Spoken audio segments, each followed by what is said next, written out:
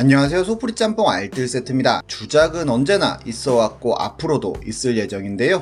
이번엔 여러모로 상상치도 못했던 주작들을 모아봤습니다. 그럼 한번 볼까요? 첫 번째는 긴샤무입니다. 일본의 이 여장 남자는 굉장히 큰 화제가 되었었는데요. 긴샤무라는 이름의 이 소녀는 트위터 계정을 만들어 본인의 여장 사진을 올렸고 굉장히 뛰어난 미모에 힘입어 1년도 안 되어 10만이 넘는 팔로워를 모았었습니다. 사람들은 아이돌로 데뷔하라고 하기도 하고 배우를 하라고 하기도 하는 등 굉장히 큰 관심을 주는데요. 오히려 인터뷰를 통해 본인은 여자 옷을 입지 않는다는 이야기를 하기도 했지만 지속적으로 여자 옷을 입었고 우리나라에도 수입되어 긴샤무 갤러리가 만들어질 정도로 큰 인기를 모읍니다. 그가 꾸준히 트위터와 인스타를 통해 올린 사진은 정말로 신기하게도 여자로 보였고 사람들은 아예 여자로 보기 시작했다는데요. 2017년 유튜브를 시작하며 여론은 반전됩니다. 누가 봐도 남자의 얼굴에 머리만 긴 모습으로 출연을 했던 건데요. 사진의 보정술로 트위터와 인스타에서는 어떻게든 사람들을 속일 수 있었고 심지어 인스타 라이브 역시도 보정으로 어느 정도 커버가 가능했지만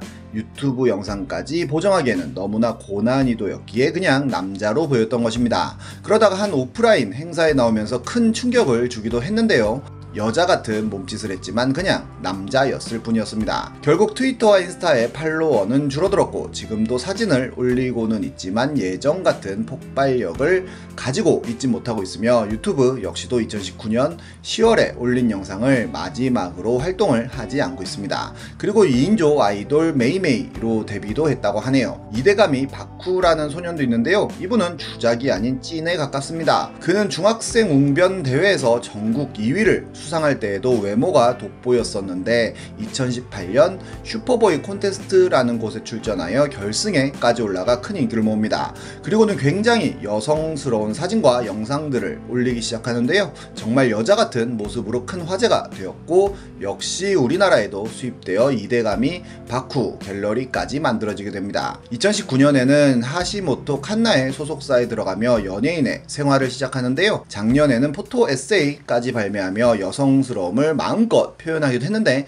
긴샤무와는 달리 그 어떤 역변도 보여주지 않고 점점 더 여자 같아지는 모습을 보여주며 뮤직비디오에도 출연하는 등 승승장구하였고 2021년 야후 모델 검색 2위에 오르기도 합니다. 올해에는 드라마에 출연하며 정식 배우로 데뷔하였으며 나답게 나답게 라는 노래까지 발표하며 가수 활동도 시작했다고 하네요. 그 외에도 음료수나 젤리, 화장품 등 보통 여자 연예인들이 하는 광고들 역시 많이 출연하고 있으며 심지어 본인의 이름으로 만든 패션 브랜드 바쿠까지 런칭하는 등 굉장히 폭넓은 활동량을 보여주고 있습니다. 이분의 사진은 다시 봐도 정말 신기반기합니다. 우리나라 여장 갤러리에도 정말 어마어마한 분들이 많은데 이렇게 연예계에서 활동하는 것도 언젠가는 볼 수 있지 않을까 싶기도 하네요.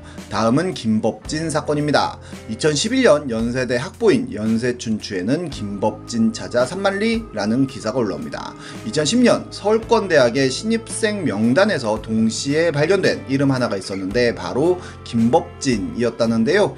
연대, 고대, 한양대, 단국대 등 많은 학교들을 신입생인 척 사칭하고 다녔을 뿐 아니라 과반 동아리 내 인간관계를 파탄내 선배들도 두 손 두 발 다들게 만든 희대의 사기꾼이라는 내용도 함께였습니다. 결국 학생들이 그를 잡기 위한 모임을 마련했고 단국대의 서예 동아리 회장이 발벗고 나섰다는데요. 제보자들, 피해자들과 함께 회의를 열고는 법적인 처벌에도 찬성하게 됩니다. 기자가 김법진의 연락처를 알아내 연고전 과연 그들만의 축제인가 라는 주제에 대해 연고대 학생들을 대상으로 게릴라 인터뷰를 진행 중이라며 낚시를 했지만 4번 후 어떻게 알았냐고 단문하고는 연락을 씹었다고도 하는데요. 잡혔다는 소식도 있었지만 결국 계속 신입생인 척 돌아다녔다고 합니다.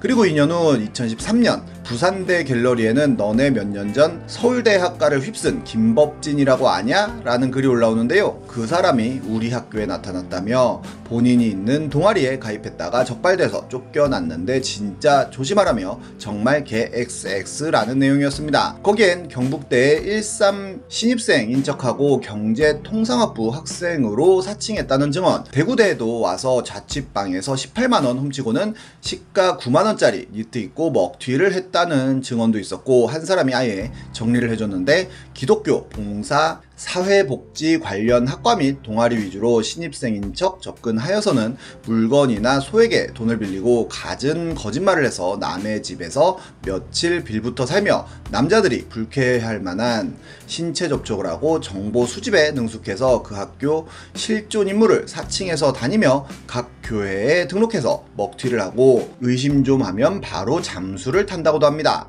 결국 2014년 그것이 알고 싶다 제작진이 김법진을 추적해 방송하게 되는데요. 홍익대는 물론 연세대와 고려대, 한동대 등 굉장히 많은 대학교들을 도장 깨기 하듯이 신입생인 척 가서 학교를 다녔다고 합니다. 그 방식은 나름 치밀했는데요. 사칭할 사람의 번호를 알아내서 그 사람에게 신입생 OT에 오지 말라고 연락을 한 후 대신 그 사람인 척 참석하는 방식이었다고 합니다. 하지만 한 진짜 고대생은 참석을 했고 오히려 김법진은 오지 말라고 했는데 왜 왔냐고 화를 내고 본인은 선배라며 이렇게 하면 너 학교 생활을 못하게 만들겠다는 협박까지 했다고 하는데요. 심지어 학교 홈피도 그 학생 이름으로 가입해서 수강 신청조차 못했다고 합니다. 알고 보니 피해자의 주민등록증을 분실신고하고는 본인의 사진을 넣어서 신분증까지 새로 만들었다는데요. 그렇게 신입생 행세를 하며 선배들에게 밥과 술을 얻어먹고 숙박까지 해결했다고 하네요. 결국 그 알팀에서